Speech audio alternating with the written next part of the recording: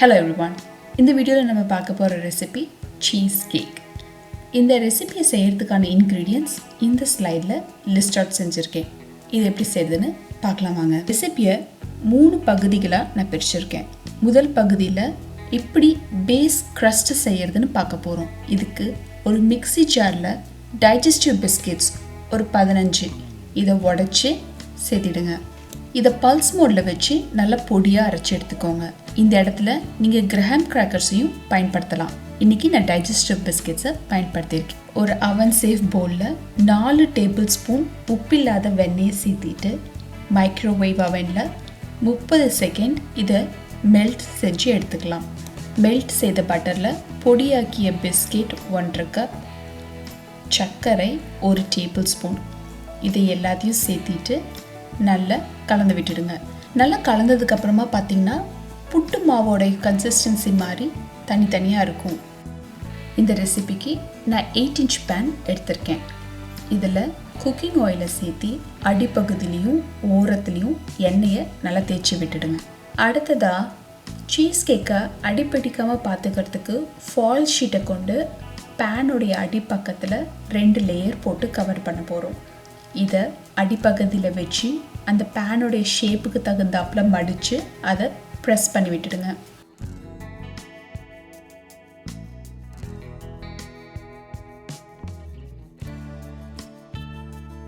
அவ்வளோதான், packing pan ready. இதுக்கு அடுத்ததாக அவனை ப்ரீஹீட் செய்ய போகிறோம். ஃபாரன்ஹீட்டாக இருந்தால் 325 டிகிரி, செல்சியஸாக இருந்தால் 162. 15 மினிட்ஸ் ப்ரீஹீட் செஞ்சிடலாம். நம்ம ப்ரிப்பேர் செஞ்சு எடுத்து வச்சுருக்க க்ரஸ்ட் மிக்சரை பேக்கிங் பேனில் சேர்த்திடுங்க. எல்லா பக்கமும் ஈவனாக இருக்க மாதிரி ஸ்ப்ரெட் செஞ்சுட்டு ஒரு ஸ்பூன் பயன்படுத்தியோ அல்லது தட்டையான பாத்திரத்தை பயன்படுத்தியோ லைட்டாக அழுத்தி விட்டுடுங்க. இது ரெடியான உடனே நம்ம ஆல்ரெடி ப்ரீ ஹீட் செஞ்சு வச்சுருக்க அவனில் இதை 8 நிமிஷத்துக்கு நம்ம பேக் செய்ய போகிறோம். 8 நிமிஷம் கழித்து நல்லா பேக் ஆனதும் இதை வெளியில் எடுத்து வச்சுருங்க, நல்லா ஆறட்டும். அடுத்ததாக நம்ம பார்க்க போகிறது சீஸ் கேக் ஃபில்லிங் எப்படி செய்யுதுன்னு பார்க்கலாம். உங்களுடைய மிக்சரில் 3 பேக், அதாவது ஒவ்வொரு பேக்கும் 8 ounce இருக்க மாதிரி பிளெயின் க்ரீம் சீஸை எடுத்துக்கோங்க. இது கண்டிப்பாக ரூம் டெம்பரேச்சரில் இருக்கணும். இதை மிக்சரில் சேர்த்திட்டு மீடியம் ஸ்பீடில் 5 நிமிஷம் பிளெண்ட் பண்ணிவிடுங்க. இது பிளெண்ட் ஆகிற சமயத்தில் 1 கப் சர்க்கரையை சேர்த்திடுங்க. சர்க்கரையை சேர்த்துனதுக்கப்புறமா 5 நிமிஷத்துக்கு மீடியம் ஸ்பீட்லேயே இது பிளெண்ட் ஆகட்டும். மறக்காமல் சைடையும் ஸ்க்ராப் செஞ்சு விட்டு ஈவனாக பிளெண்ட் செஞ்சுடுங்க. 5 நிமிஷம் கழிச்சு பார்த்தீங்கன்னா சீஸ் எல்லாமே பயங்கர சாஃப்டாக க்ரீமியாக இருக்கும். இதில் 1/2 கப் சோர் க்ரீம் ஆட் பண்ணுறேன்.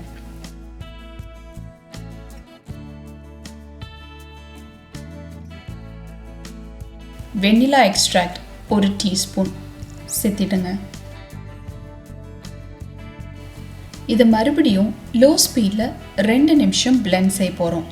இதை பிளெண்ட் ஆகிட்டு இருக்கும்போது மறக்காமல் சைடில் இருக்கிறதையெல்லாம் ஸ்க்ராப் செஞ்சு விட்டு ஈவனாக பிளெண்ட் பண்ணிவிடுங்க.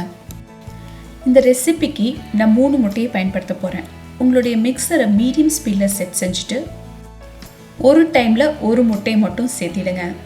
3 முட்டையும் சேர்த்திட்டு நல்லா கலந்ததுக்கப்புறமா உப்பு 1/4 டீஸ்பூன், மைதா 1/2 கப், இதை 2ஐயும் சேர்த்திட்டு லோ ஸ்பீடில் ஒரு நிமிஷம் பிளெண்டின் பண்ணிடுங்க. நல்லா ஒன்றோட ஒன்று கலந்ததுக்கப்புறமா நம்ம ஏற்கனவே தயாரித்து வச்சுருந்த க்ரஸ்ட்டுக்கு மேலே இந்த பேட்டரை அப்படியே ஊற்றிடலாம். ஊற்றிட்டு ஈவனாக அதை ஸ்ப்ரெட் பண்ணிவிடுங்க. ப்ரீஹீட் செஞ்சு வச்சுருக்க அவனில் கேக் பேனை செட் பண்ணிவிடுங்க. இதை 1 மணி நேரம் 20 நிமிஷம் நம்ம பேக் செய்ய போகிறோம். பேக் ஆகட்டும். டைம் முடிஞ்சதுக்கப்புறமா கேக்கை வெளியில் எடுத்து ஆற வச்சுட்டு ஓவர் நைட் ஃப்ரிட்ஜில் வச்சுடுங்க. கடைசியாக நம்ம பார்க்க போகிறது கேக்குக்கு தேவையான பெர்ரி சாஸ் டாப்பிங் எப்படி செய்யுதுன்னு பார்க்கலாம். ஒரு பேனில் 2 டேபிள் ஸ்பூன் சர்க்கரை, 1/2 டீஸ்பூன் கார்ன்ஃப்ளவர், இது கூட 2 டேபிள் ஸ்பூன் தண்ணி, இது 3ஐயும் சேர்த்திட்டு கட்டி இல்லாமல் கலந்து விட்டுடுங்க. இது எல்லாமே ஸ்டவ்வில் வைக்காமல் செய்யணும். இது கட்டி இல்லாமல் கலந்ததுக்கப்புறமா இதை ஸ்டவ்வுக்கு மாற்றி லோ ஃப்ளேமில் கலந்து விட்டுடுங்க.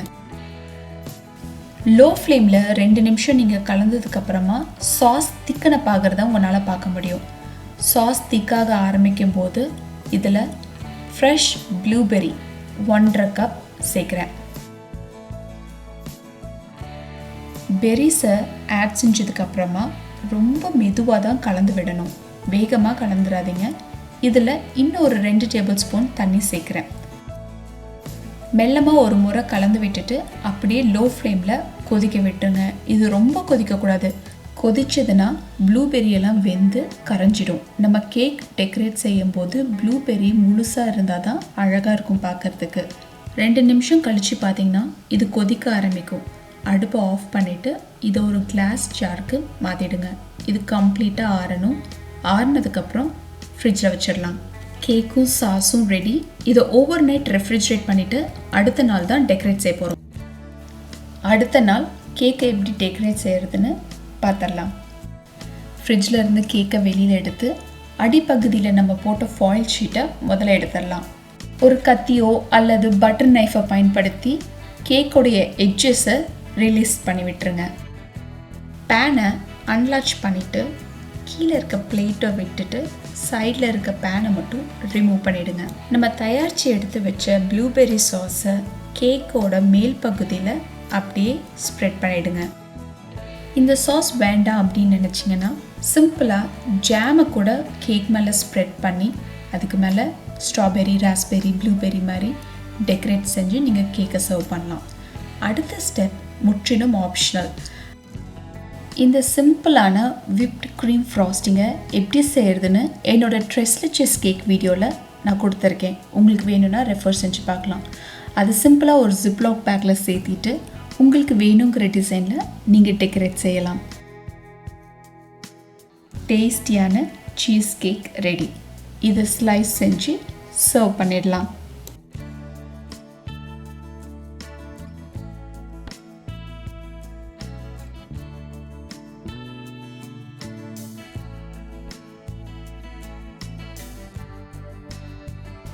இந்த கேக்கை நீங்கள் ட்ரை செஞ்சு பார்த்துட்டு எப்படி இருந்ததுன்னு கமெண்ட் செக்ஷனில் என் கூட ஷேர் பண்ணிக்கோங்க. மேலும் இது போல் பல இன்ட்ரெஸ்டிங்கான வீடியோக்களுக்கு என்னோடய யூடியூப் சேனலை லைக் பண்ணுங்கள், சப்ஸ்கிரைப் பண்ணுங்கள், மறக்காமல் பெல் ஐக்கானை கிளிக் பண்ணுங்கள். தேங்க்யூ ஸோ மச் ஃபார் வாட்சிங்.